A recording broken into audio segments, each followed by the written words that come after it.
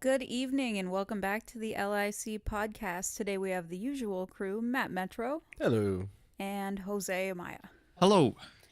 We came here once again to talk about some stuff, and today for inspiration, we watched No One Gets Out Alive.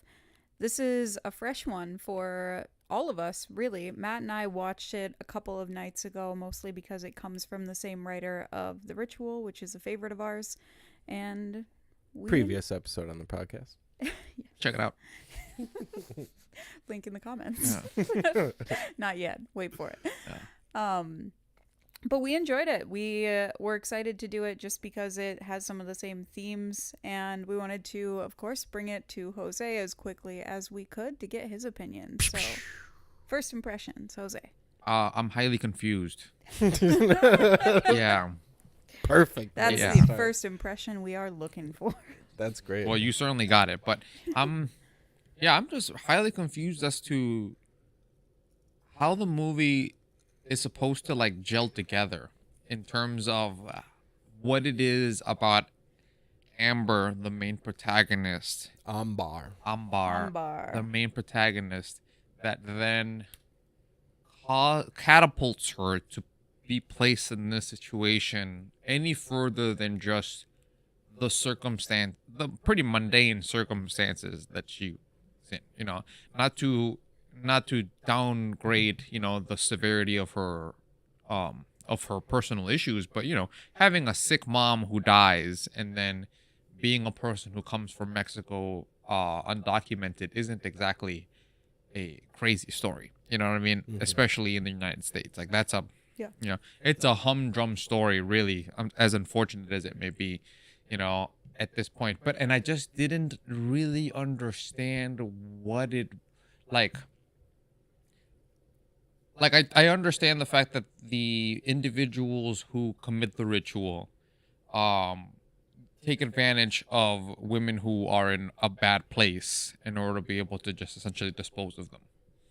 And she finds herself in a bad place, and that's the reason why she ends up in that kind of situation.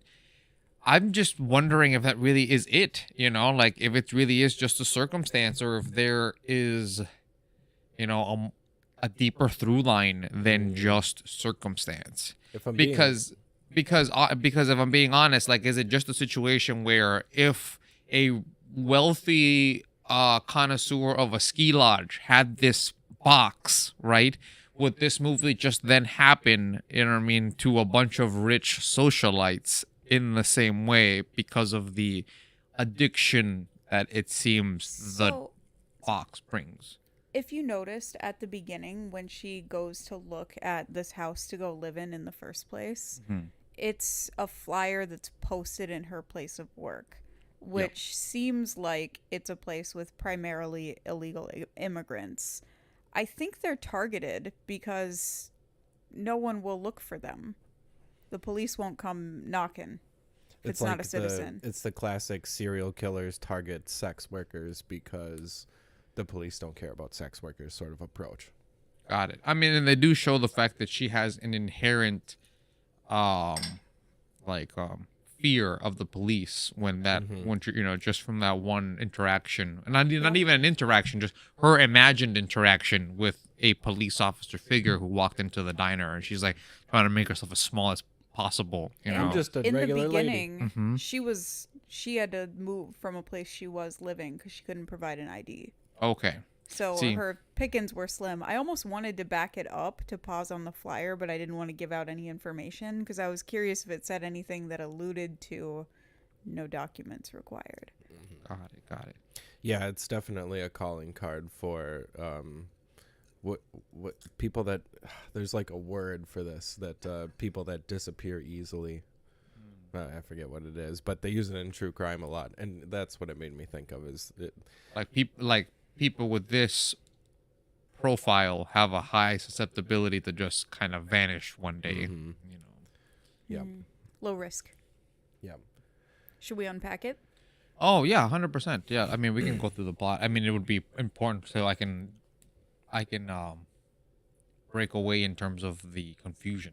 Yeah, well, it might take us. Honestly, selfishly, part of the reason that I wanted you to watch this with us is because there are missing pieces for me as well throughout. Yeah. And I really want to unpack a lot of this stuff. The significance of the heads, the dead mother, how this might lead to what you're confused about, why this woman in this place. Yeah. And, Viewer and potential viewer understand that we're actively trying to increase our professionalism, so we each got whiteboards now when it comes to watching this movie. And I only have one note in my entire thing, and everyone can see it, and it just says, "Mind your own business." That's pretty much the moral that I got out of this movie. The moral of I'm the not movie gonna for lie. you. I read that on your whiteboard when I came down, and I thought you were shaming me for having read your whiteboard. She peeked over. I thought it was a trap. We thought you were gonna come back and be like, "Gotcha, bitch." And then I decided not to tell you. Nope. That's I caught that Wait. within 15 minutes of starting the movie, and I was like, okay, I think I got the moral. I think I understand. I'm sorry. the Does it message. also say "am dad" on your whiteboard? No, I wrote Amber. Oh. Yeah, that's it. I just have. I mean, I was just writing it very quickly, so like the R just looks funky. Ambar. Yeah, Ambar. Yeah, for some Ambar. reason, her mom didn't know how to spell Amber, I guess. Or she must have heard the name Amber, right? Oh, and yeah. she's like, "Well, that's a really cute name. How do you say it?" You know, because in Spanish it would be Amber. You know, Right. and Oh, Amber is much further away than Ambar, right? Yeah. Like, Sounds more Okay. masculine too. Amber, yeah, Amber most certainly sounds like a boy's name than Ambar. Yeah.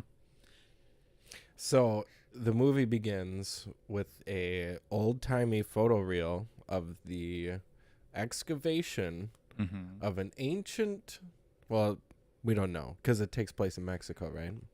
So they pull this box out of the ground in Mexico. At the It's very old beginning. enough that it's at least a couple hundred years old back in the Aztec times. Right. And okay, so now this is weird because I'm thinking of this scene where she's in the study and she's looking at books on the table, and one of them says ancient Mesopotamian rituals. Okay. Maybe the Aztecs got this box from even further back. It's very possible that it could be something that transcends civilizations. Right. And, you know. Right. Demon scary box. Right. Demons. Especially at a time prior to this. I mean, our reality now, right? I mean, like our ontology and conceptions of magic versus reality are far more, I feel like, walled up. You know, like here's reality and here's what we can imagine and say it's magical. But back in the day, that division was very, very blurred, and people were very susceptible to just begin believing, you know, based fully on their their own mind processes. You know, like if you have the susceptibility for visions, then you are an oracle. You know, or based on your civilization, a witch. It's like Whatever the cultural mood is. yeah, at the exactly time, at the you know what I moment. mean? Yeah, how are we feeling about women today? You know? Should I revere them or burn them? Well, my girlfriend dumped Yeah, me, exactly. so burn them. Yeah, my girlfriend dumped me too. Exactly. There must be something in the water. Oh, damn it. Yeah. Yeah, I mean, I kind of took it, I guess, as like an ancient god type thing. I mean, there's no, I don't know, without a lot of further research, if it is based on something, a legend, urban myth, something like that. I don't know if we'll know without getting into that, but that's just the way that it came across to me. So maybe it was something that has like fallen from person to person or family to family over years and years and years. Right. I mean, I'm personally and genuinely of two minds right now when it comes to the lack of exposition as far as the monster's origin or overall desires, you know, because the ambiguity is nice, you know, like you see the monster in action, you see how it attacks, you see where it lives, you see the ritual required in order to be able to summon it. So there is a lot of showing there, you know, without any real necessity for telling. But I do still feel like there is some inadequacy there in terms of just the overarching desires of the creature, because it really does seem like it has its own volitions. You know, like, sure, it can be summoned, but it's summoned and then it does a tit for tat, right? So, and it's like, and is it a situation, you know, where like where it's a temptress, you know, where it's always taking in more than it's giving, right? Because although not to jump too far ahead, you know, but the quality of magical power that it gave the guy seemed like it was a bit of a diminishing returns. I wrote kind of diminishing situation. returns on my whiteboard. So not to get too bogged away, but let's just continue through the plot. I mean, just talking about the box, it's More coming, comments to yeah, coming out. You know what I mean? We see the fact that it's in 1963 was the time, right? Unearthed by Can we Arthur assume that the individual who they showcased in the film is their father, Yes. Red's father and Becker's I father? think we can, right? I mean, I didn't Or at assume least an that, but you ancestor? sound confident. I thought would say that the grandpa or father. chronology matches, right? Because Becker's father is an archaeologist, right? The house is a hand-me-down. Fair. In 1963, he goes out to Mexico, makes his big find. The box is uncovered, brings it back home. It starts to whisper to him. Kill your wife. Yeah. Oh no, later. that's not how it starts. Oh, that's Remember, true, no, yeah. I think out of it's desperation. find me sacrifices, Yeah. and he coerces his wife, or maybe at first, you know, maybe they're sick or something. You know what I mean? Like maybe once again, just like Becker, one of them is suffering from some sort of ailment that the box actually manages to be able to cure. Like it's always, you know, the honey before the stick kind of situation with it. But eventually, just, you know, with diminishing returns aspect of it, and also the psychological degradation that comes, and depersonalization and dehumanization that comes with having to actively commit human sacrifices, it puts you in a position where you get closer and closer to having to, you know, sacrifice your wife. You know what I mean? Well, yeah. Aid in committing human sacrifice. I mean, nobody's killing these women. I mean, Becker isn't killing these women, right? He's just bringing them to the basement.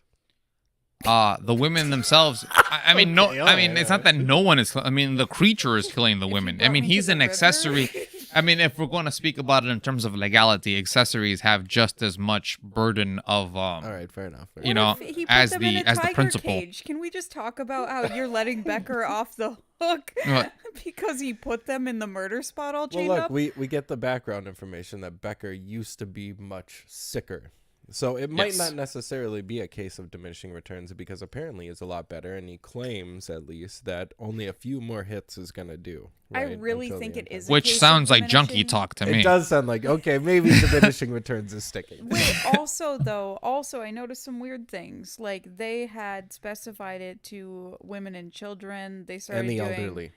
and the elderly. They're doing like powder, like covering them with powder and stuff. And we see at the end that none of that stuff is necessarily necessary. It seems like you start noticing a diminishing return, or you're like, I get an extra good hit when it's a girl. You know, and it seems like ritualistic stuff that's kind of piled on over the course of doing this for years and years. Okay, so let's play around with it then. Yeah, Do I you think figured- that perhaps the creature feeds on trauma, and relative to the trauma of the individual whose head it eats, right? Because I would imagine once it eats its head, it like eats all its memories and like lifeline or whatever. Like, Oh, you that's know, interesting. like would the amount of trauma given then satisfy the creature X amount, right? It's like, oh, okay, this lady's a prostitute with a son that she wants to see again.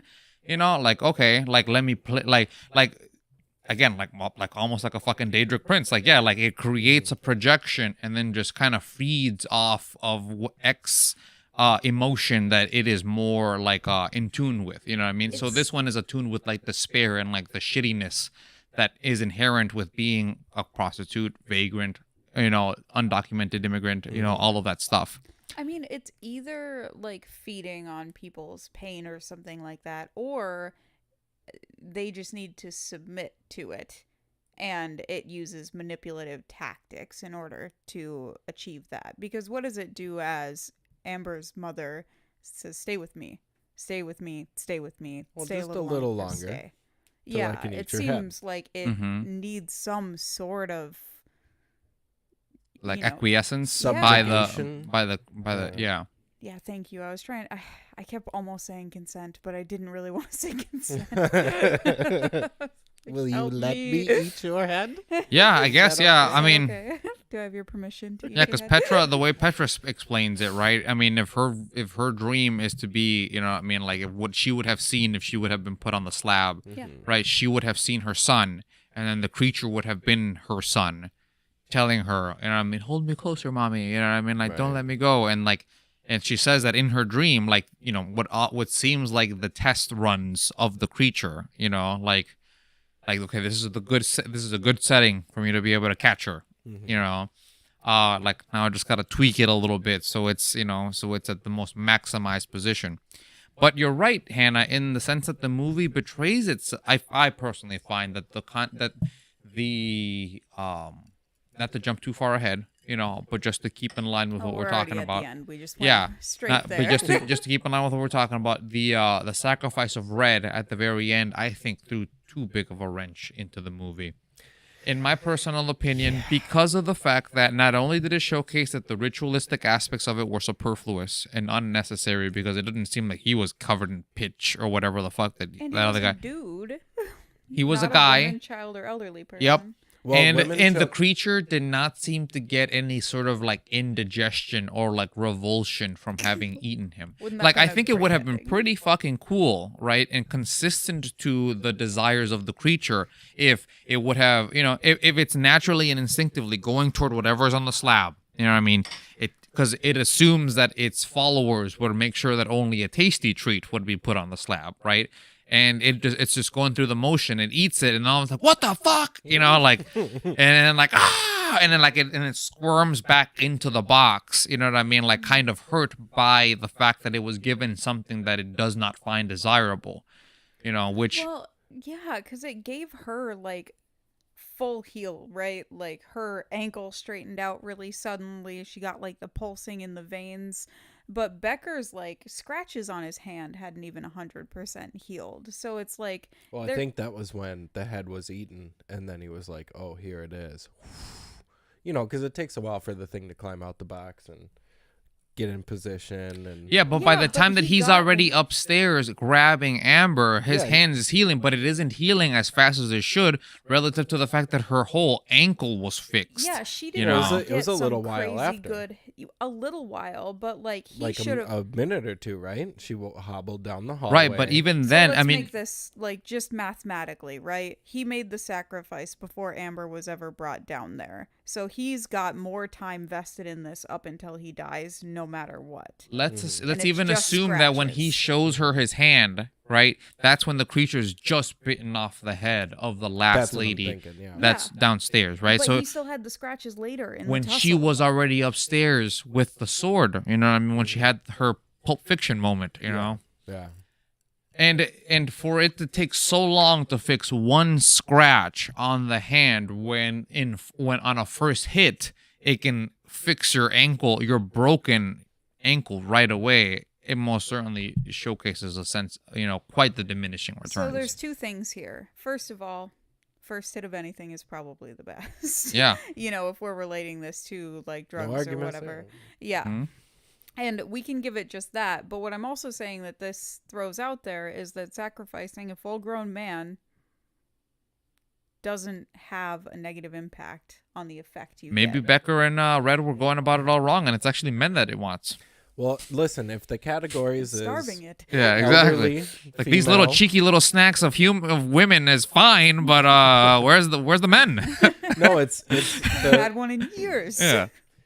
the thing that is the common trait among elderly women and children is feebleness. Okay. Red was Hey. near death. Okay. Feeble.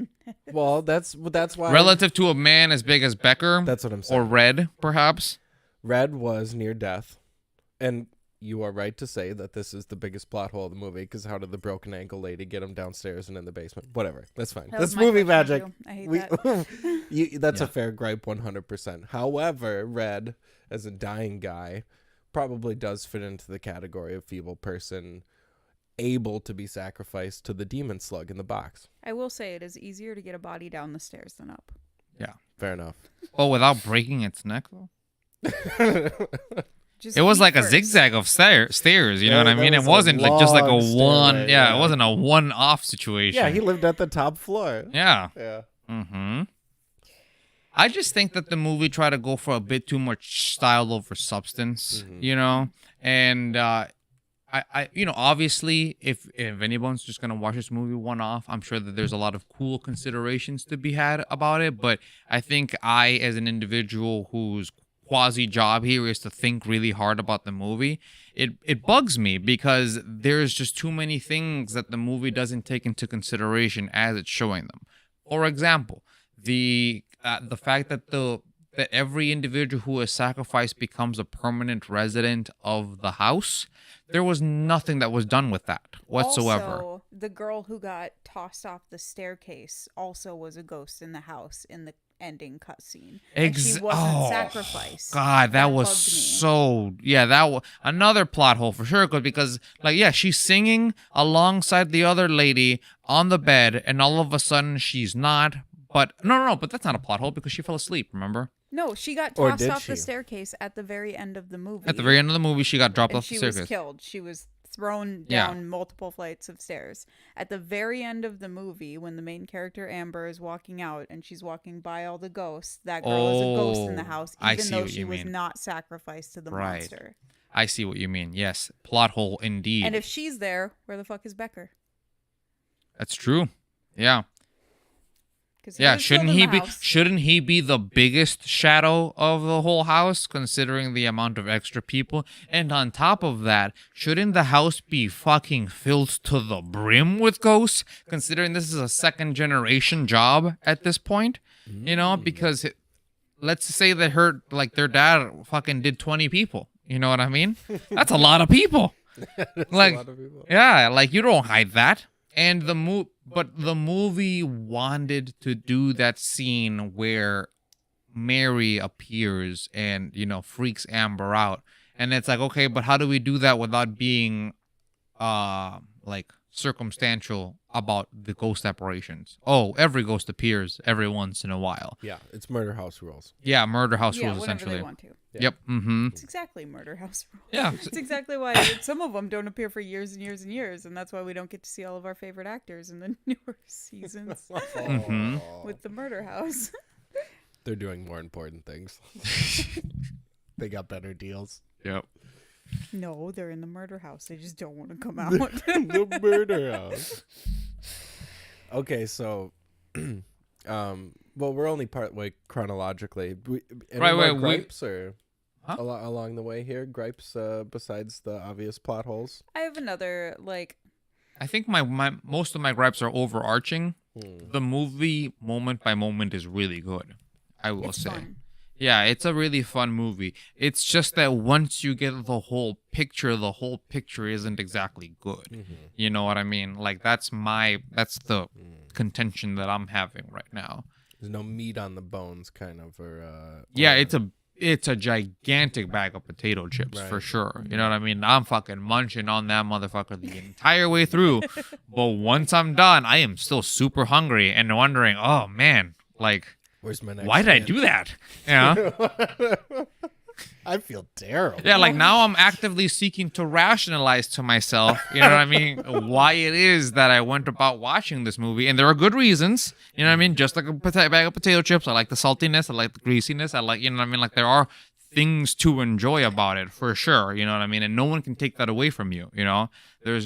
In the limited life that we have, I mean, there's no vacuity when it comes to pleasure, you know what I mean? Like as long as it's not hurting other people, like, you like what you like. But at the same time, if we're really going to stop and think about it, like the movie just had not enough of a through line that made the supernatural aspects click with the mundane aspects in such a way that I'm like, oh fuck, how too bad that it happened to her. Like I'm like, why did it happen to her? Like, oh, like if her mom died, I don't. yeah, because she's poor. Like I don't like. Because she's around and she's a lady. She's around. She's got no family. Yeah, it is. It is. But that's the thing. But circumstantial. even then, right? Even therein lies a plot hole. in a thematic plot hole, let's say, in the sense that she isn't alone, because Beto, comes to her aid, seeks to attempt to try to help her, but at the same time, the supernatural aspects of the movie disallow that to happen. And it's like, okay, if the movie's through line is the fact that disenfranchised women, have absolutely no recourse to be able to be helped, and as a result of that are easy to disappear in the system, either through supernatural means or mundane ones through like murder or kidnap, he throws a foil into that because some people do care. Amber isn't alone even in this country, and even once her secret is out. I don't think the through line is like that it can't be the case that somebody knows about her, that cares about her, that would come to help. Because, even Red, I grew some affection for her and wanted to help her. But I think it's just that it's the safest bet for these men to keep making their monster sacrifices and keep taking hits off of it. Mm-hmm. Without getting arrested. Did you guys find that it was a bit forced that her work friend ended up hustling her? I just thought it was so weird. I thought that was realistic, man. You're working strange? Low income. You're gonna lend somebody some money to go purchase something. Definitely like highlighting her bad decision making. Maybe I don't know if that was desperation was the point to highlight desperation, it, for sure. It is so weird to have a character named Missy, so she's named in the movie, appear, and then shortly after disappear, stole the money. Sure, she's a shitbag, but then it's gone, and then the character never really mattered, or the whole situation in the first place. Like, it didn't necessarily drive the drama or the plot in the beginning of the movie that she needed to find an ID. It was almost an aside. And then by the time the actual meat of the movie started, who cares about what happened in the film? It was like, well, all that's irrelevant now because demon slug in the basement and you can't leave the house because magic. And not only that, but it showcases the fact that Cleveland, Ohio is such a piece of shit place that, regardless of whether you are an illegal immigrant or a citizen, because her mom was Red's mom was a citizen, nobody bothered to investigate long enough to check the basement of the house where it happened, to check the ritual site. It isn't as women are hanging from hooks, you know what I mean? And what's the point of that? Like, what's the point of hanging the body after the fact if the big deal about if the big deal about it is the monster eating the I think that was in her brain. We never saw that in real life, only in her You're right.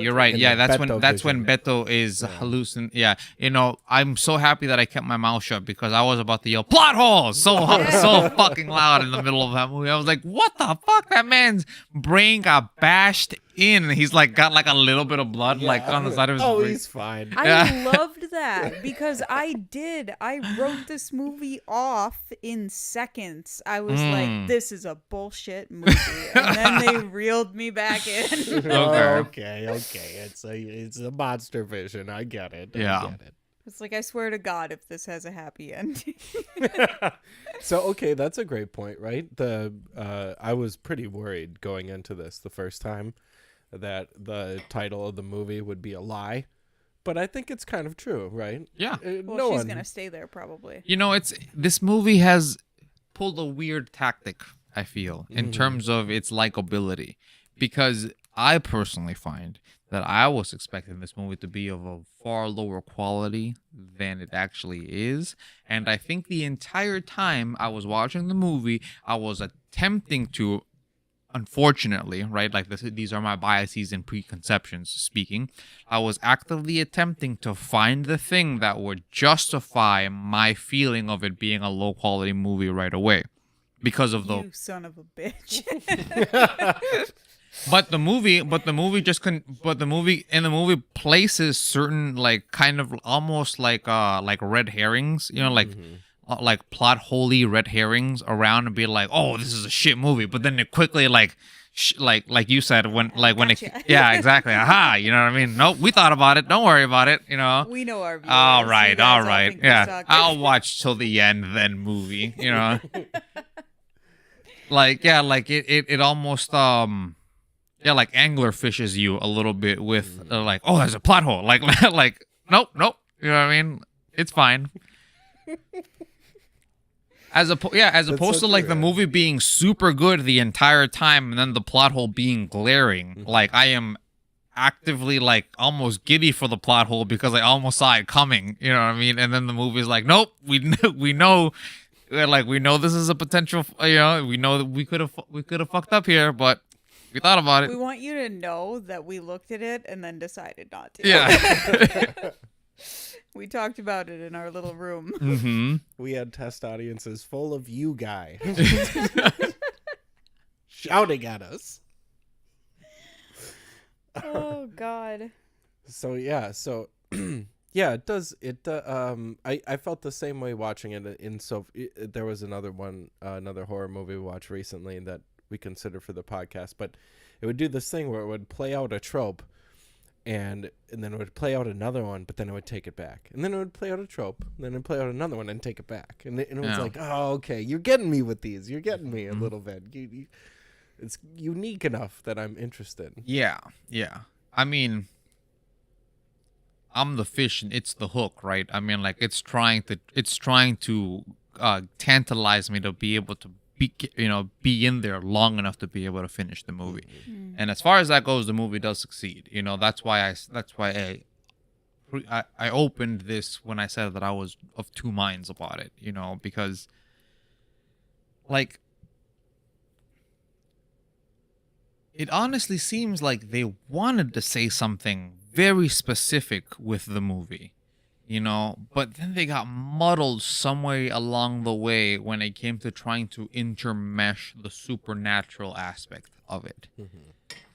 For example, what was the point of Freya per se? You know, like what was the point of bringing any form of just attention to any other person? She's the real-time one. She was a real person in this place when Amber moved in, and then she was gone. So I think she was sacrificed during the time that Amber lived there, because they allude to it. She could see her downstairs through the vent crying on one night, and then she goes to check on her on another night, and the room is emptied out. It's signposting. We get a mirrored scene with Amber later when she has come back to the house and locked herself in the room away from Becker and Red. That is Freya previously in the movie in that position. Or it's a sort of callback. I don't know what you'd call that in film, but that's the purpose of that. Well, and it's the breadcrumbs for the audience. Right. Yeah, it's got these little puzzle pieces fit in the cracks here for even the silliest of... Because honestly, you're right, though. Like... Freya is such an inconsequential... Why even include her in the movie? Why any minutes at all on screen? So the other value of Freya, right, is like, I understand that Amber's desperate. She needs a place to live that she can come without an ID and she can live here. But even just her coming in and being like, who else lives here? And he's like, there's one other girl. I'm like, 2 people in a cheap room fucking building? What are you doing here? Like, what's going on? If it was just her, like, nobody else lives here, here's your room, I would be like, no. People will take cheap rooms. I've lived in a couple of cheap apartments, and they are always full. Right. Yep. It is Cleveland, so... Stop. Any viewers that might be from Cleveland, please don't take this personally. Cleveland, Ohio. Our channel is small enough that we could go. No, listeners from Cleveland, turn your volume up here. I think it's important to understand the fact that nobody hates Cleveland like people who live in Cleveland. Exactly the people that live in Cleveland. I mean, if the movie is to go anything by, I mean, she said, "Oh, it's nice," and he's like, well, "You haven't been here long enough." You know what I mean? So, hey, it ain't Brooklyn, all right. I'll tell you it's that. no Brooklyn. That's right. Back where I come from, we got dinosaurs, we got aliens, we got all kinds of cool stuff. Time travelers. But anyway, my point being that this also, like, a through point that I wanted to make is that this living situation is fishy from the get-go. Because, like, also, they say, like, you're paying rent there, but they're like, no boys. No smoking. No pets. Mm-mm. But it's like, I mean, sure, no smoking. It's your building. It damages the building. But, like, I can't have male people over when I'm paying rent here. I thought this room was mine as long as I'm paying rent here. It seems weird. I thought it was after 9. I thought he said no. Maybe it was no boys Maybe after it was, 9. yeah. Yeah. But still, why? No, for sure. I mean, that's the shitty thing about, that's always a shitty thing about And renting only women? from a private institution that isn't like a LLC, right? I mean, Right. And one that's primed to take advantage of disadvantaged people. Well, also, if I walked in, they were like, this apartment is women only, but 2 men ran it, I would be like, I'm going to get raped in here for sure. Well, also, it works on both ways, doesn't it? Because it's like, especially if you as the character see Freya or those 2 Romanian chicks, you're like, oh, this is a house or a place that's safe for women, that can, like, shelter women, and these 2 guys are going to look out for us. But you're right. It cuts both That ways. seems totally fishy. it most certainly cuts both ways, and the movie does do a good job of kind of letting one get their guard down, because when they come back right from her having been at the diner, he's bringing back wine and shit like that, and the Romanian ladies are assuming that it's just for them to hang out for the night, and that was my personal assumption too. Like, I was, I even made the joke about the fact that, oh, this dude's probably gonna bang these, like in lieu of rent or whatever the fuck, what I mean? Like, I just thought that perhaps that was like the scheme or whatever that he had kind of going on there. You know what I mean? Or it's like, sure, I can make a couple bucks. The house is kind of already paid for anyways. You know what I mean? I mean, it's a win-win. You can run the scheme and get your brother the demon heroin. So. Mm-hmm. Yeah, I mean, I also wish that there would have been some sort of like foreshadowing, or at least enlightening as to why they have to do such a rapid paced sacrifice. You know what I mean? Like, I think it would. I think, yeah. I think but even then, like, I think like some sort of like time threshold itself would have been useful here. Like, for example, like, you can only sacrifice at X times of the year. You know what I mean? Like, and he's at this point, because he's a junkie, he's trying to get the most bang for his buck at this particular time of the year. And it is that kind of like need and necessity that allows them to kind of like not be as what's it called, like careful as they would normally be. Yeah. Right. More opportunity for somebody to notice. Mm-hmm. Yeah. Especially if you're going to connect it to, say, Aztec mythology and stuff like that.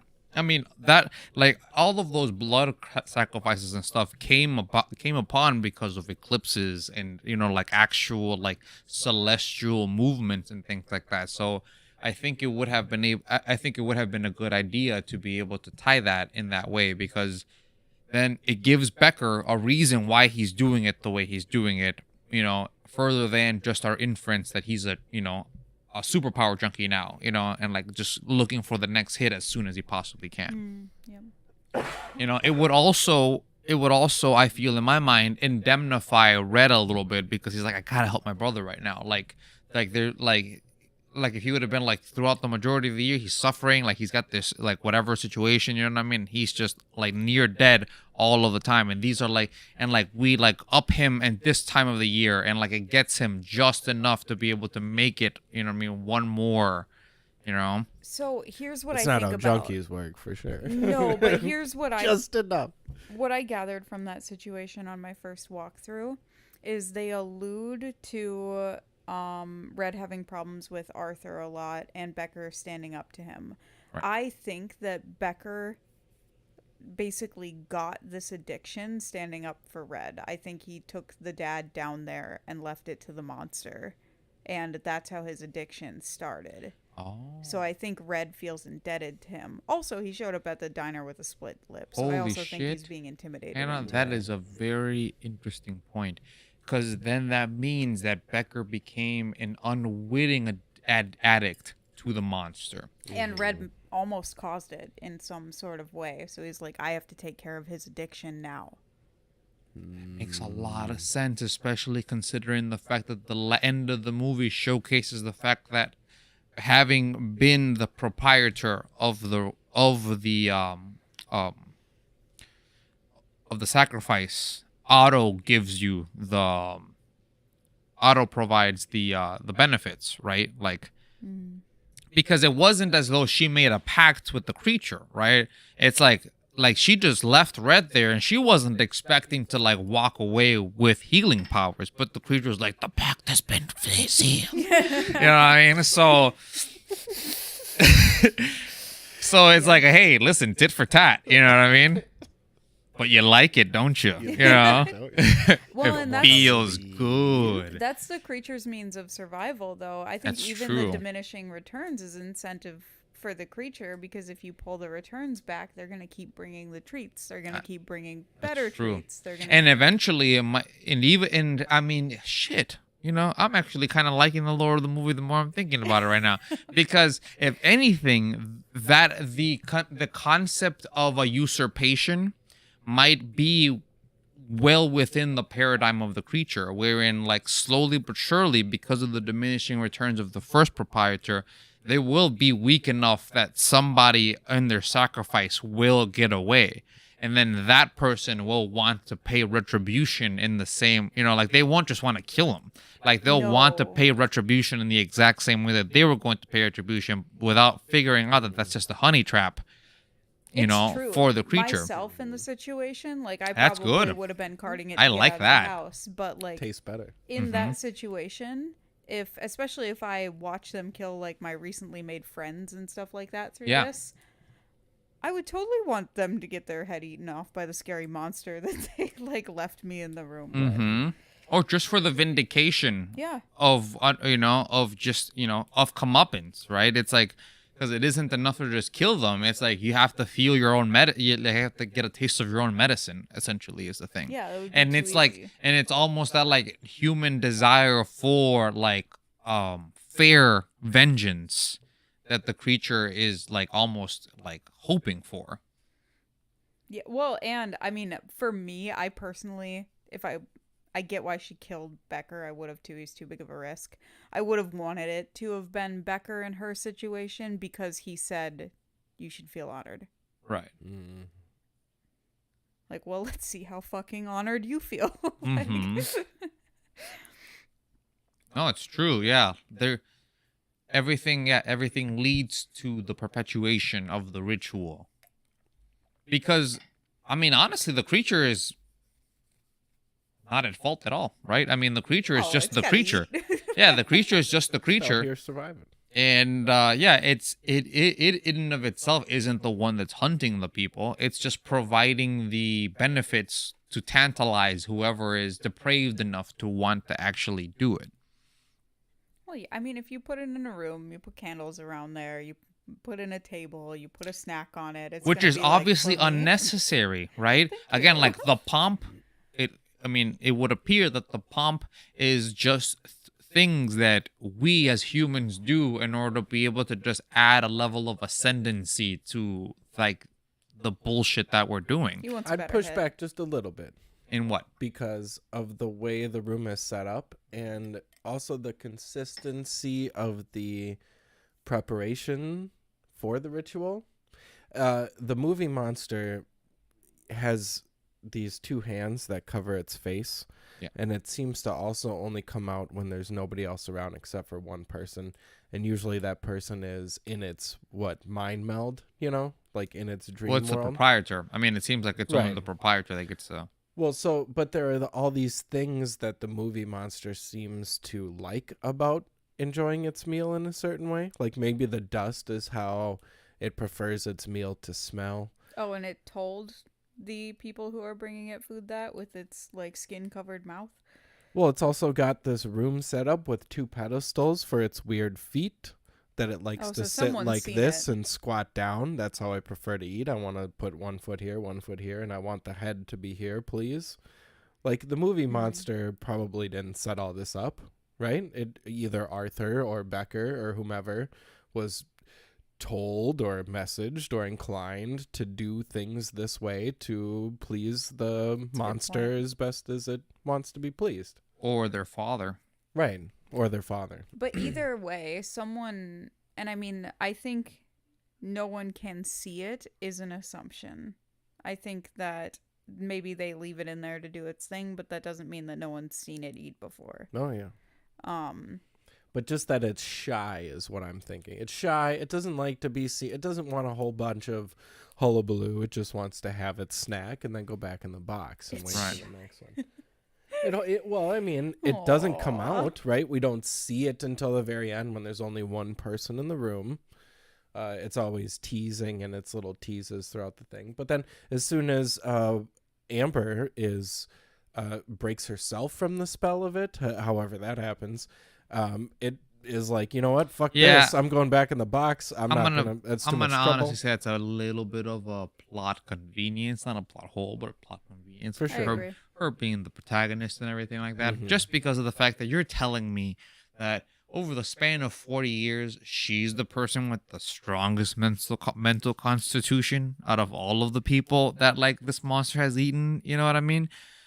Romanian people are very, very strong-willed, all right? Like, they survived all of the Cold War, you know? They have managed to survive both world wars. Both world wars, like, literally staring them in the face. Literally survived. Yeah, exactly. And this lady happens to have a dead mom and not papers, and that's what gives her that's what gives her enough mental constitution to be able to be the one to break the psychic link. Well, it's in Cleveland. Well, I mean, I got to give a little bit of credit too. She didn't just say no. She suffocated her mother with a pillow in a very real, like in a reality-based situation. You think that was real? Or do you think that reflected reality? No. I mean, her mom is dead. I don't think that. I just mean that, just like, in something that feels real to her. Oh, I like that. Would be very so you're hard. saying that Petra didn't smother her son.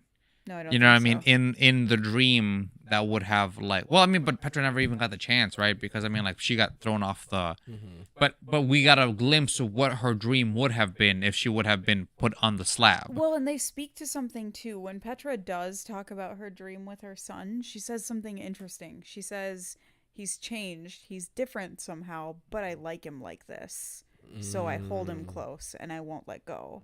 So I think there's even some additional sort of something that the monster is doing to their brain. Adding a little bit. Maybe this has something to do with the almost inordinate amount of time that Amber spent with her dying mother, as opposed to living her life, or as opposed to like any general person that you might pick who's got a dying parent that is probably going to spend some time with them, but maybe not enough.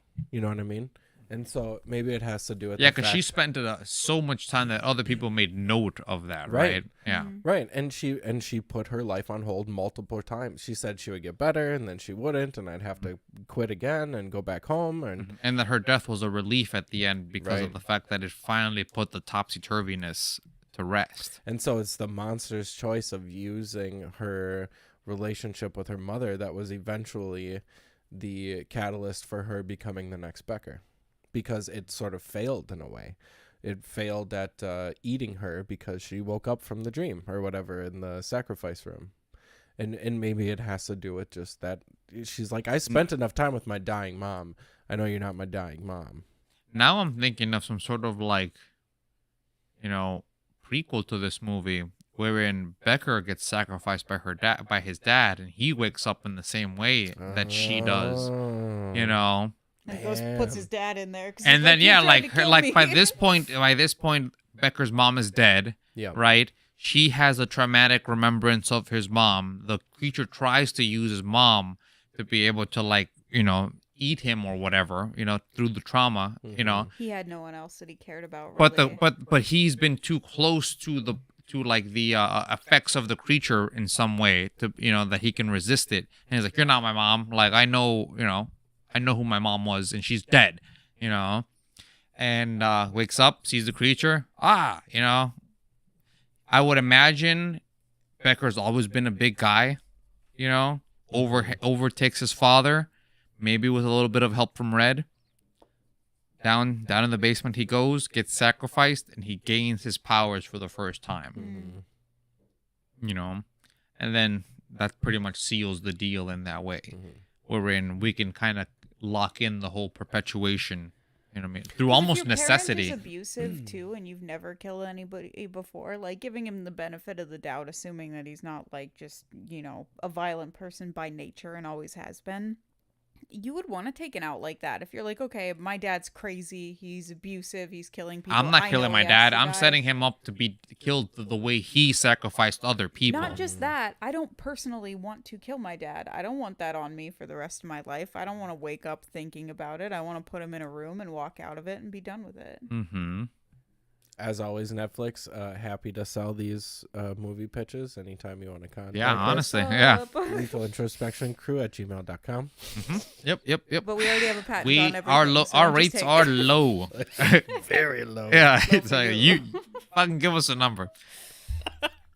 Just think of one off the top of your head. Any number. Yeah, Think of a number. literally any number. Any number. I have two things in this movie that bother me that I don't have answers for. Okay. I brought this up during the watching of the movie, but the first one is the skin lamp. I took an extra look at it in the study. I really focused on it. I am almost certain the lampshade is made of human skin. You know, I can believe that, especially if their dad was like an archaeologist on like Aztec dig sites and stuff like that. I mean, there's a civilization who was very, very big. You know what I mean? It's the death worship. So Also, they have a whole body left over after the head gets eaten. What do they do with the body when they're sacrificing people? Furniture. yeah, think of the smell, you bitch. Oh, yeah, you got to tan it. You Yeah, haven't even gotta thought of dry a it up. smell. You haven't thought of the smell. Yeah, so that was one that bothered me. I wanted to know if there was any strings there. Also, and this is the biggest one, this bothered me on the first time, and it will continue to bother me. Why is there a baby skeleton in the box when she looks Holy in shit! there? Good question. Why is there a baby skeleton? Yeah, because that is post her waking up from the trance. Yep.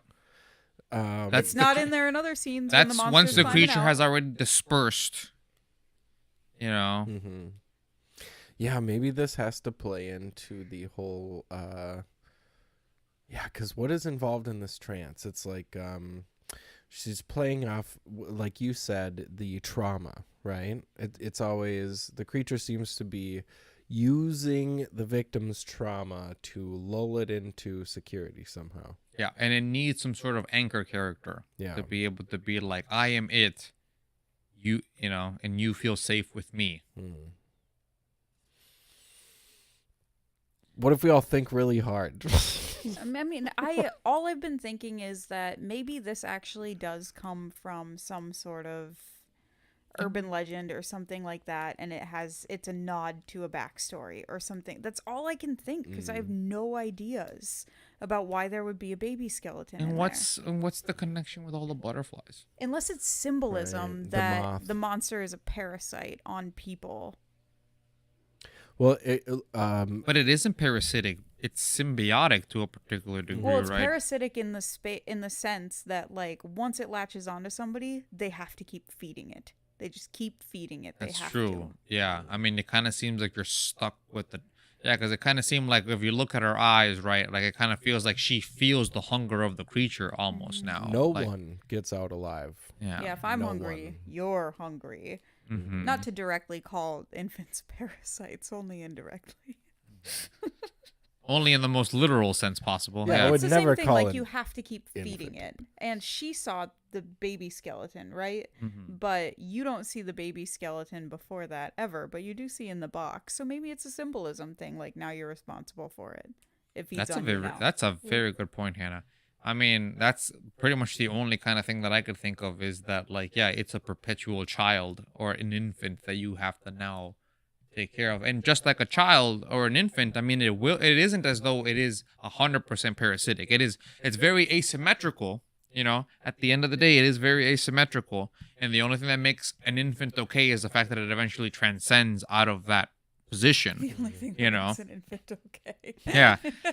And Is it's that like, it's not only forever. redeeming quality. yeah, of but infants. because if anything was a perpetual infant, like that'd be terrible, I'm right? not gonna lie, Oh, my man, dog is yeah. is a perpetual infant. Your dog is a perpetual toddler. You know what I Yes, mean? fair. And in a toddler, even in the asymmetry there, it's still far, far less than it is with an infant. True. And, like, because an infant most certainly does provide the mother, father, and any caregiver genuine, like, dopamine and, like, like, 100%. yeah, like there's a high for sure, like, Yeah. like in a purposeful high too, like now I understand what life is all about. It's to take care of this thing They now. do say that. You know? Parents say stuff like that. Mm-hmm. Oh, they're under the spell. Yeah, exactly. And it should be like, an feed honor. me. It should be an honor for you to have to be sacrificed for, this particular thing. That's how Because they I mean, talk. any present-minded thing that gets sacrificed for the future should be honored, right?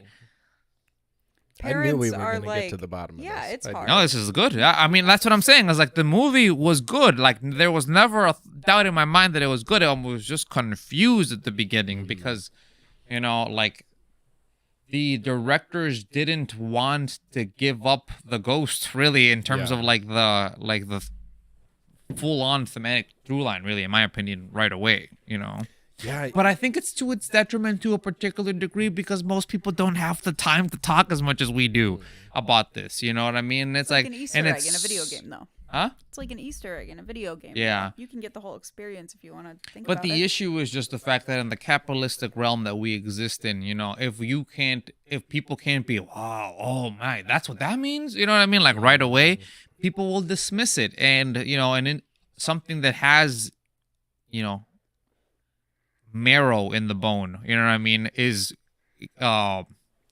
completely like just tossed to the side, because you're right, there isn't a lot of meat on the bone of this movie, because you're like, oh goodness, like I went through that real quick, but we're cracking the bone right now and seeing the fact that it is just like, oh, okay, yeah, okay, I can see what they were going for there. It's a totally weird balance because it's somewhere in the middle. Like, not only do I have to feel like I get it when I watch a movie, I also have to feel like I figured something out and like I'm smart, and not like it was just handed to me. So I really do think it's a super thin line to walk on to give you just enough but not too much. Yeah, it Yeah. does not hand it to you. No, in this certainly one. not.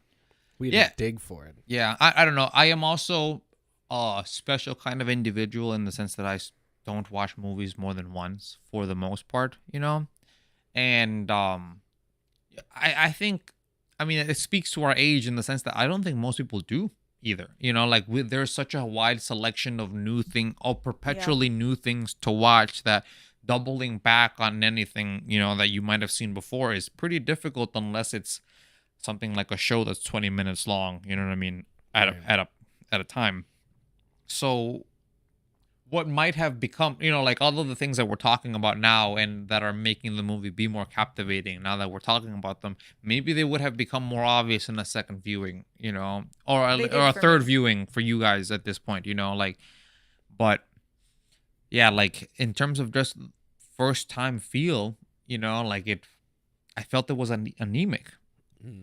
But you had a good snack. Yeah, 100%. Yeah, big old bag of chips. Bag of chips, It was, Pop-Tart, whatever. I mean, I'm talking about those Fritos barbecue chips. Oh, the twisty ones. Mhm. Oh, those are so fucking good. I know exactly Yeah. what you're talking about. Well, there's so much spice in each chip that you certainly feel like you're full, but it's like, oh, I really I'm do. full and sick. yeah. I really do have to give a movie credit for just being a great experience too. Mhm. But it sounds like we're kind of circling around a wrap up at this point. There's one more thing that I really want to talk about because this is one of my favorite things from this content creator. Monster design. Let's talk about it. Cool movie monsters. This is the same guy that wrote the story that became The Ritual. So if you remember The Ritual and the cool deer monster thing. Yep. Yeah. He likes dangling arms. That's for fucking So sure. to set the precedent though, yeah, we have like I made a joke to one of my friends that I watch horror movies with at the same time too, that I was like, yeah, the guy who creates the tiny armed monsters that are too high up. But That's pretty good. regardless though, in horror movies, in monster movies, monsters are always disappointing. because they work them up so much, and then when you see them, like, your brain can do so much more for what's scary to you than anything else, and that delay hurts us in monster films because you work it up to something bigger and then you see it and you're like, oh, silly. But The Ritual was one of the first monster movies that I saw that I was like, cool. This is better than what I had in mind. Right. And this monster gives me a very interesting feeling. I don't like it. It grosses me out, but it's creepy as all get out. Like, is it the giant vagina mouth? I think that's a big part of it. That I also throws you don't off? like the skin flaps that fall over the arms that are fully formed.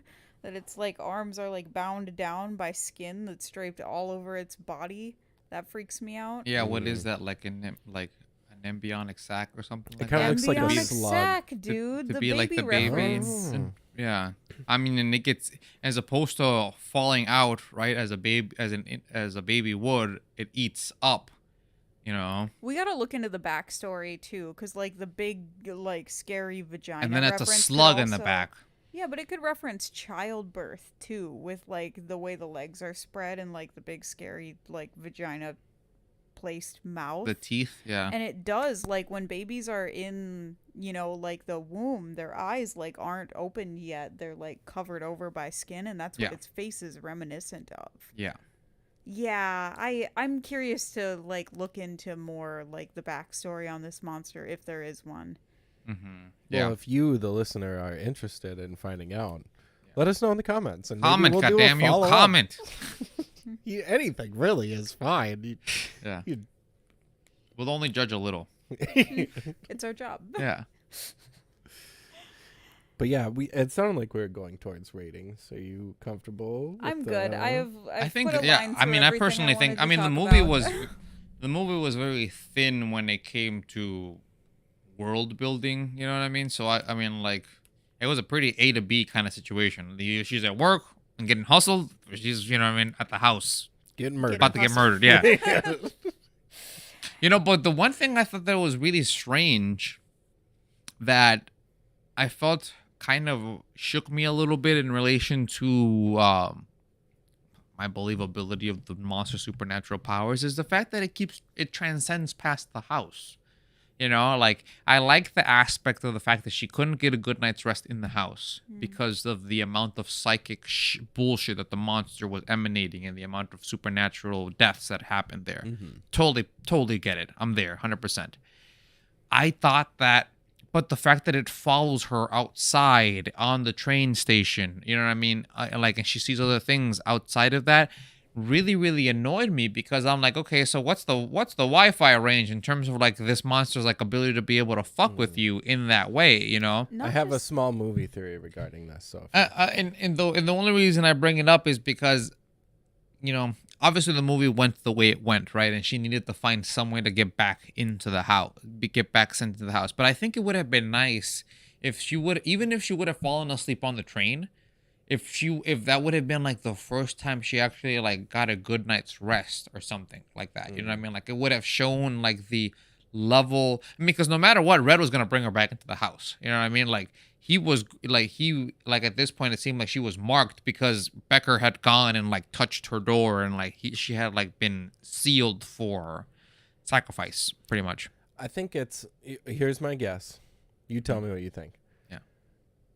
There's a throwaway line when Red is talking to Amber upstairs when she's about to be sacrificed. And he's telling this backstory about how Becker always looked out for him. Now he looks out for... Right. He says, my dad killed my mom, got all weird, and then my brother did the same thing afterwards. Something about how he felt like he had been chosen. Maybe it is the case that this ancient demon slug monster chooses people to continue its sacrificial lineage project that it's doing, or at least gives you a post hoc feeling of being chosen, choosiness.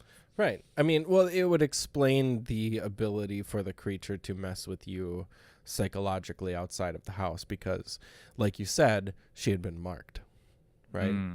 she was already chosen in a way by the monster to continue. Like, Becker's not going to do it anymore. I need somebody new. I would Sounds plot challenge convenience. that a Yep. little bit though, Yeah. because what I heard from the other people is that they were having very similar Yep. visions basically, and they don't say whether or not they're happening inside or outside the house, but they do say they happen while I'm awake as well. So I get the feeling that everybody who has been marked as to be fed to the beast basically is getting haunted by it. So it makes me wonder if you get away and you never come back to the house and Red doesn't chase you because he's like, whatever, too much work, Well, to be honest, Red said, I wish you hadn't called me. yeah, he was. It's like if you he's like, I could have given you your money some other way. You know what I mean? And you could have been, So what's that reality? What happens if you get away? Does it haunt you forever, or Final destination. does it wear out? That's Yeah. a really good question. Yeah. And yeah, I mean, Do you eventually come only back brought up solve by it? the plot conveniences of the movie, or the movie just seeking to not turn off the throttle when it came to the spookiness aspect of it. You know what I mean? I feel like that was really the biggest thing. It is a movie after all. Yeah, yeah. But I mean, I would have loved to be able to see like a foil to the negative effects of the house. Because then it would have really showcased the power of the house, like the amount of effect that the creature can have to you psychologically, just chilling there for 48 hours. Too close. Mm-hmm. And then literally the moment that you get out, you have one good night's rest, and you're like, oh fuck, because. Again, your favorite part of the movie, Hannah. You know what I mean? Making up new sections of the movie and new arcs. Imagine if that would have happened that way, wherein she falls asleep on the train, she has a nice memory of her mom. Let's say, you know what I mean? Because all the other ones so far have only ever been in when she's about to die on that death a new bed. memory that we haven't seen yet. Exactly, yeah, and it's nice, and she wakes up, and she's like, she looks more rested, and that showcases to you the fact that the house itself, you know what I mean, is emanating, you know what I mean. It isn't the men inside the house that are that are the danger, insofar as the energy and potential god that they will show you eventually that is emanating inside the house. Red can still pop up right behind her and chloroform her ass and drag her back into the house, and we end up in the exact same position that we're back in anyway. Yeah. But it at least showcases the fact that she's not as we kind of had the kind of finagle marked as the next Becker per se, because I think any of the women could have done it. You know what I mean? If any of the women would have been able to actually make it so they defeat, Petra had a chance. I mean, Petra just was. Everyone had a chance. Yeah, Petro, just had the unfortunate aspect of the fact that she got too close to Becker and she got thrown off the side, but. I'm not going to lie to you. I mean, I like that. I like the plot that you laid out there. But in terms of the boundary of the house and the house being powerful as its own unit, I think because it's so overused in horror movies, it would have bummed me out. Because it's become a trope. If you can just get out of the house, then you're good. But I kind of like the learned hopelessness that they apply here. I would like to understand a little bit more about it, so I feel like I have a little bit of a compass. But I like the idea that it's you're not just so close. You're not. Okay. Oh, totally. I mean, yeah, I mean, I guess that is the differences between, having seen that trope be used so many times. And, I'm scorned. Mm-hmm. Yeah. Because, I mean, to me personally, I mean, just from because I'm only coming in there from the position of plot consistency. And tropes are great for plot consistency if you are trying to keep particular type of story going forward, But, not everything is a trope or a cliche to each individual, right? It all depends upon their level of exposure to X or Y thing, because what could be a novel idea to an individual who perhaps this could be their very first horror movie ever. You know what I mean? To us, it's just I don't know. We don't know how we feel about it. You know what I mean? Yeah. So. Yeah, it's I'm really happy that the more we talk about it, the more I'm liking this movie. This, That's why we do it. it's certainly going in a much better direction than other movies where we deep dive and it just Well, you're saying you've come up from I'm confused. Yeah. Which is great. good. Yeah. Mm-hmm. I do want to say too that as something that doesn't get well done often enough, that is frequently my complaint about a movie. This movie has great pacing. It's hard to keep me entertained. I get bored very easily, and this is my second watch through in like this calendar week, and I wasn't bored the second time either, so I have to give mad props to that. For sure. The movie is very fast paced. Mm-hmm. It's only an hour 20 or so it's perfect. Mm-hmm. Yeah, and they could have even trimmed some, but I don't know if it would have mattered. I feel like I've already said the word anemic once, so I think that taking anything else would have only compounded my capacity to be able to find things that I might have not liked. Mm-hmm. Because at this point, like I'm almost inferencing the things I don't like because the movie pretty covers all its bases. It just doesn't cover them so fully that I'm like, okay, this is what the movie was about. Let's expound on what the movie for sure wanted to tell us. Mm-hmm. Not that there's anything wrong with, trying to assume a moral or an ethic, from a piece of art. But at the same time, it's that kind of interpretiveness that ultimately leads to the fact that there is no quote unquote right answer, even from, the author's perspective, Yeah, at the end of the day, I think movies are and should be about how they impact people. They're about the experience at the end of the day, and it's a different experience for the creator. Yeah. Well said. How did it impact you on a 5-star scale? Yeah, that's tough. After having really spoken about it, I'm leaning on a 3 out of 5. Yeah. The movie it wasn't great and it wasn't exceptional, which are the two words that I use to bring things up to a 4 and a 5. Sure. It was a good movie, and that to me is a 3 out of 5 movie. If I'm trying to bring grammar to, my metric. Even talking about it brings it up to like a 3.75. It brings it up to like it's a good movie. You sound like Kimmy. Yeah, a good movie with with a good foundation, but there still could have been maybe more in order to be able to bring it up to great. And when I say that, it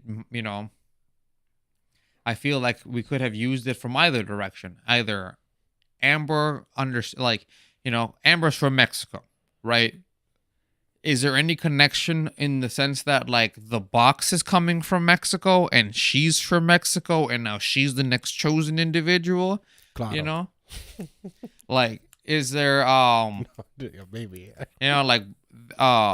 yeah, some more understanding as to Becker, you know what I mean? Because I initially, because Becker was the guy that when she came home that night, that she saw him banging his head on the door, right? That wasn't a ghost, right? That wasn't like their dead dad banging their door, banging their head on the thing. That was Becker, right? Yeah. Withdrawals. Yeah, that might have been, yeah. Yeah. Yeah.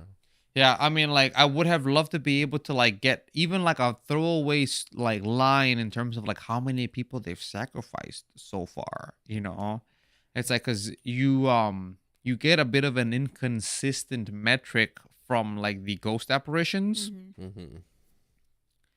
Because like Amber wakes up and she looks to the left and she sees the long line of apparitions, right? Medium-sized line. Medium line. Yeah. Yeah, that's another thing too. Like the amount of people that she sees there, that isn't that many people. Not to bring shade on their like their sacrifice quota, but at the same time, you'd imagine that like it'd be more considering the fact that this is like he's on a bender this week, it seems like. Yeah, like 3 at a time. He's super aggressive the whole time. He just went, like, Freya is, like, the first one, and then, like, within days, he's ready to do 3. It's like, I don't believe that that's the total count. Also, I mean, fuck. The monster just finished getting fed by Becker 3 times in one night. How is it not about to throw down for a homie and fix his throat when he got cut like that? No kidding. Oh my God. I mean, like, listen, okay, I understand the whole concept of maybe perpetuating it with a new proprietor or whatever, right? Like, I like, our little talk about that. But at the same time, I mean, Becker's already down. You know what I mean? Like, he's got a system all set up and everything like that. And you're going to throw all that away for some potential, for some maybe sacrifices? 3 at a time? You should be feeling pretty good about Becker at this point. Exactly, right? It's like, what if that's like a weird meta message on like the power is shifting from you men, you men that have been running everything for so long. Just to throw it out there, Jose, you already throw out your vote, but I feel like you're talking yourself down from a 3.7. No. All of these contentions have already been accounted and baked into the 3.7. Yeah, all of these contentions are what keep it from being a great movie. It's still a good movie. I would watch this again and be entertained just like you were. For sure. Yeah. But my rating wouldn't go up from watching it a second time, I feel. That's the thing. You know what I mean? Like, I don't think like I would glean anything extra aside, like that we haven't already discussed. Like if we hadn't had this discussion, maybe then at that point I would watch this movie again and be like, oh, like there's that connection with Becker's dad, and maybe Becker did that to his dad, and that's what, I mean? Like Becker becomes a more sympathetic character in the long run. Because of that. Like, shit, even having one little scene with Becker breaking down or, like, like having some sort of, like, trauma, like, PTSD of, like, his father doing the same thing to him or something like that, you know what I mean? Like, it would have softened the edges of what it means to be the antagonist and the protagonist of the movie, because everyone at the end of the day is an addict to the box, right? That's what they did wrong. They created a villain with no redeeming qualities. Yeah, very much so. I mean, Becker went out of... I mean, they went out of their way to showcase Becker to be a fucking creep, right? I mean, he's standing outside of her door when she's asleep, and he, like, does that thing with her, where he brushes her hand over the door. You know what I mean? He's like a looming, big, muscly presence every single time, like, when he opens the door. You know what I mean? And he's just curt. He stood up for Red, though. He did that. In our backstory that we've created for the movie, yeah. Well, I mean, in the backstory that Red said, yeah. But that's the telling aspect. I mean, of the movie, which fine enough, right? I mean, like the movie doesn't do a lot of telling, so certainly I can give it that one. But I feel like a little bit of showing in terms of like the softer edges of Becker would have most certainly showcased the fact that this is a man who is a junkie. You know what I mean? He is a junkie who at this point has fallen so far down that he is willing to sacrifice, fellow humans in order to be able to do this. Like, even like a quick little situation where like the diminishing returns show Becker getting really sick, or like really, really like light-winded, you know what I mean, or something like that. I don't know if you've ever seen a heroin addict who hasn't had heroin in a little while, but what you're describing is exactly what should have been shown. Yep, exactly. And then at that point, it showcases the fact that Becker isn't 100% there. You know what I mean? Because right now, Becker just sounds like a zealot. He just seems like a religious zealot who is just trying to appease their God. You know what I mean? And the God kind of gives them, a little taste. He coughed on her right after making a sacrifice. I wonder if he was dying and the monster knew that. So that's why it was ready to take a replacement. It was ready to pull the methadone out, and let nature run its course. Yeah, like there's only so much. Like you shouldn't be coughing right after making a sacrifice. Like the creature can keep your vitality up, but it can't actually heal you from like a disease that's like actively killing you. Right. So it's like at this point he is essentially just like a walking dead, to the time creature. Bomb ready to drop, yeah. So and it's like, you're viable, you don't have any issues. I can just make you strong again. You know what I mean? Oh, you got a little broken ankle? Oh, that's a fixable. That's a physical thing. We can fix that up real quick. That's a steel ankle. Yeah. Yeah. That's a good point. Yeah. And it works in line with the sort of because he had a nasty cough for sure. That was a Arthur tuberculosis cough. We figured it out, man. We solved it. My Again, I mean, I would have loved to be able to actually have seen Becker be like, even if he would have had like a slight moment of sanity, you know what I mean, or like a slight yeah, moment they of didn't like show it. a break, you know what I mean, his like in his zealotry of it, you know what I mean, like I think it would have gone to great strides to be able to make it show the fact that the creature is the evil thing altogether, you know, because yeah, as it stands, it just feels too tropey, Mm-hmm. you know. Because at that point, I mean, the creature's an eldritch horror, right? I mean, the creature transcends doesn't matter how big of a man you are, how big, whatever situation you're going on, you'll buckle under the pressure of the. That's definitely one of the selling points of the movie for me is the eldritch horror aspect. I love that. Yeah, just to get it, 100%. I'm a simple man when it comes to horror movies. I want a cool, unique monster or situation. I want consistency, and then I want something that's fast-paced and engaging enough to get me through it. Yeah. And when it comes to this movie, it hit all three of those. I love the sort of eldritch horror aspect of the unexplained nature of the monster and its origins and all that sort of stuff. And but with a little historical context, right. Like these old civilizations who were deep into human sacrifice used it. You know what I mean? Enough, yeah, just enough of that storytelling that you allow your plot to dip into the supernatural. Mm-hmm. That is a key selling point for anything that you're trying to convince people to be scared of. Right. And yeah, so for that reason, anyway, this is a 4-star, just a little bit higher than Jose. But maybe that's because I've just been so beaten down by the terrible shit for years that this one really shines through as like as a bright star. And perhaps in my second viewing, I would be a little more settled into the things that I feel are inconsistent, so I wouldn't look at them so negatively. Mm-hmm. You know what I mean? Like I would accept the movie for what it is, as opposed to what I actively saw and what I'm half building in my brain relative to the building blocks that I was given, because there is a lot of really good foundation in the movie. Mm-hmm. Yeah, I'm not a simple man, as Matt said, when it comes to horror movies. I have a lot of different qualifications and things that I'm looking at and looking for, but at the same time, I'm going to come in here very, very similarly. This is a 4 for me, but part of it, most of it, I would say, is because horror is an extremely difficult genre to do. It's very, very hard to try to be scary for an hour and a half, 2 hours, maintain it and stay interesting. Don't bore people with your attempt to be scary, and still allow some room for a story and something to think about afterwards. So, and I had a really good time watching this, and we had a lot to talk about, even though it really takes place in a really, really narrow space. I also give this a 4. Fantastic. Well, that's a solid rating all over. Although, can you guys help me out with something, though? For sure. At the very beginning of the movie, we're following another lady who's speaking Portuguese or something of the sort, like right? that. We never really kind of managed to lock down what she's speaking, but she gets taken down by the ghost. I think that was more.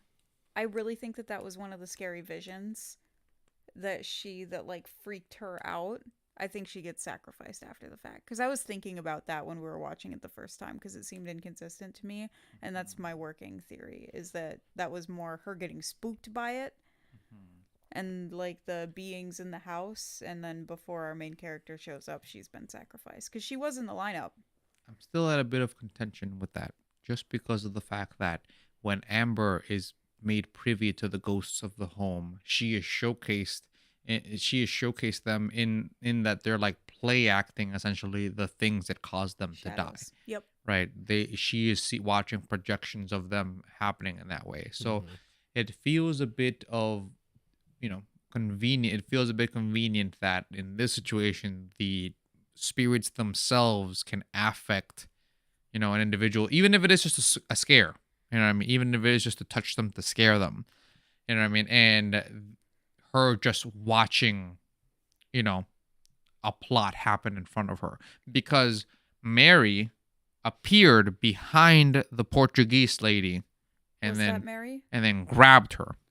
It didn't look like. I mean, it didn't look like we saw enough. It could have been Becker, as far as. It was a ghost. It was a ghost because How do you the know it was a eyes were ghost? bright. Yeah, it had the Could bright. It have had been the- lighting. it had the They were bright just eyes. down a bright hallway. But isn't that the context clue for all the ghosts? Is the fact that they have like the white, like the white shininess That's how in they the eye. showcase in the rest Yeah. of the movie, yeah. I'm torn. I mean, in terms of like I agree. Most of the time we see the ghosts, they're recreating something, but they also stand in the hallway and watch as each person is like carried down the stairs, which I think is interesting because they are doing something that shows that they're like relatively sentient. I would have to watch the beginning scene again. I agree. I interpreted that when I watched it as a ghost and also as a lady, and I don't know why. Maybe you can see a hair outline or something like that. But I would want to look at it again closer. And what a bunch of sons of bitches all those ghosts are. They can talk, but they don't give a warning. Right. Come on. Well, they could even knock down lamps and break beds, but apparently they can't save. Again, anybody. I'm just gonna go with Maybe. women bringing women down. All right. Maybe after their sacrifice, like Becker said, they feel grateful, so they watch other sacrifices go down. Oh, that's an interesting It's concept. kind of pleasurable to be eaten by a mouth vagina from a demon slug if you haven't. I mean, I guess if the last thing that the Try it creature, out. I mean, okay, I guess if we're going by the concept of the creature provides a comforting thought prior to death, right? I mean, like, could you one say that perhaps you are spiritually stasis locked in that good place when the creature eats you? You know what I mean? Like, That's just science, baby. I don't- like what? Yeah, like What? like in Amber's position, she would genuinely just perpetually be in that room with her mother, her mom, hugging yeah. her and being there with her forever. Mhm. Like her figure, like her silhouette, obviously appearing in the house. You know what I mean? But in her mindscape or in her spiritual mindscape, she's still in that room with her mom. You know, Yeah, maybe. Yep. Like a trance. little, situation. yeah, tiny little oblivion pockets inside. You know what I mean? The house. Fix that gripe too. Bam. Yep. Yeah, we're patching them with our own content right now. That's what we do. We help out these poor. Got it. Yep. movie So it was the producers. Daedric Prince Vermina who was inside of that box, and she was actively giving nightmares to everyone and eating their soul. Look us up, Netflix. Woo! Got it. We see you, Todd Howard. Yeah. Nice try. Hi, Todd. I want to do because we have the whiteboards. Maybe I'm just going nuts here, but because the monster is so crazy and the proportions are so weird, I think it would be really fun if we all try to draw it from memory after we wrap up the podcast. Oh, for the Patreon members? Yeah. Yeah. 100%. Exactly. Sign up, No or else you'll peeking, never get to see no looking. We just try to draw the monster from memory. Mine's just gonna be an angry vagina. Why is it so bad? it. But anyway, we'll move on to that. Thank you for listening, and everybody have a great night. Good night. Good night.